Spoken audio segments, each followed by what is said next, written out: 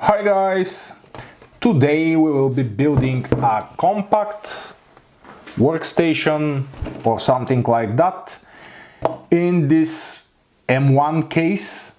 It's an aluminum case from a Chinese website, which is relatively cheap, around 40 bucks. And it supports mini ATX and MATX motherboards up to 225 on 244 millimeters. And as you can see, we are partway through the building process. We are not going to bother you with all the trivial stuff. The motherboard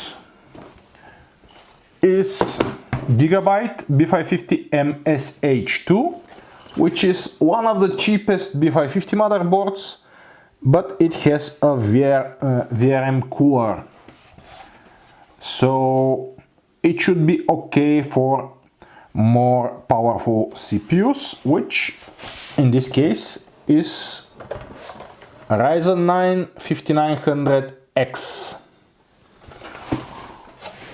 The case has a maximum height of a cooler for cooler of 70 millimeters.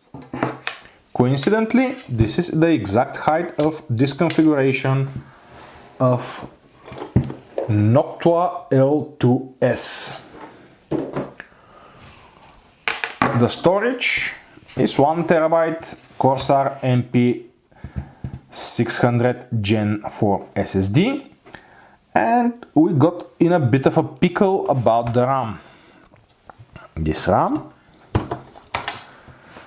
is Kingston HyperX DDR4-3733 with loose timings that we salvage from the HP Omen L25L, the disassembly video of which you can find on the channel. So the problem is that there is not much of a height below the Noctua L12S, so you need low profile RAM, and that was the lowest that we have at the moment. The power supply is Silverstone FX350-G gold rated Flex ATX PSU, which is nicely mounted here.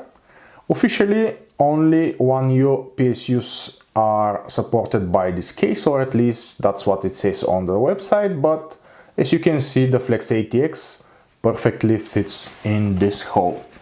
So, one of the problems is that this cable is not long enough to route it from here, and we'll use some cheap and somewhat ugly extension, but we will pass it from here.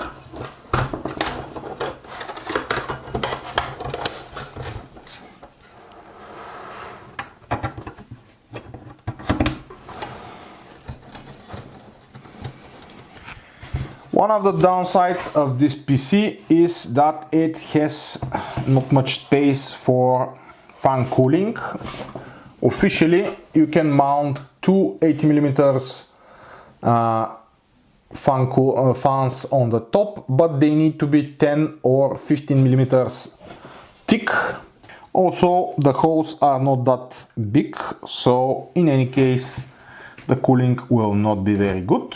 And on the front, you only have two USB ports, no audio.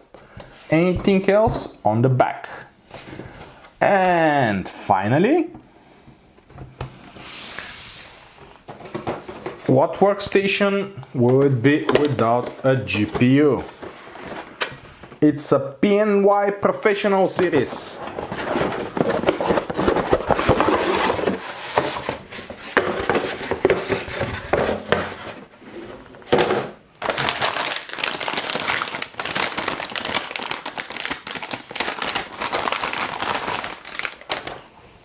Or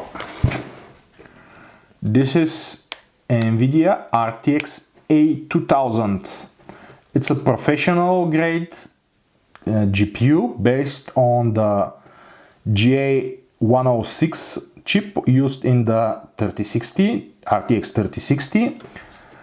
It comes a little bit more cut on shaders with, I think, 256 less or something, with 6 GB of RAM, and it is limited to only 70 watts of power. So forget about high clock speeds, but it's relatively adequate in performance, maybe around the GeForce GTX 1660 or something.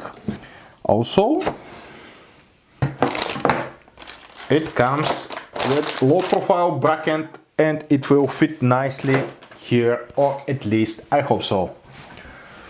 So let's change the bracket.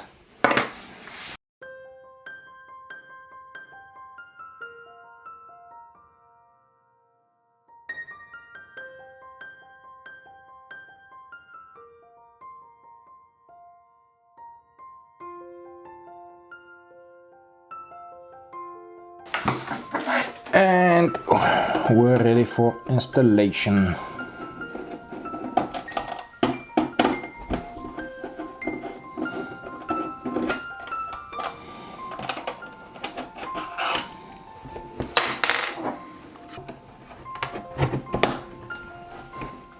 Okay.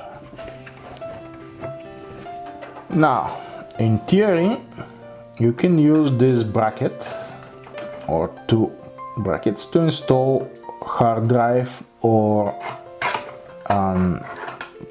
2.5-inch SSD here. Obviously, it won't do because of the graphics card. So you either need to use a bigger primary M.2, a motherboard with more than one M.2 slots, or you can potentially mount two 2.5-inch drives right here. Unfortunately, the 3.5-inch drives can be installed only on these brackets on the front, but you can use this space for 2.5-inch drives. One of the nice features of the PSU is that you have at least a single 6-pin PCI Express cable. So if you somehow find low profile, higher power graphics card, you can power it from here. And let's mount the cooler and finish this up.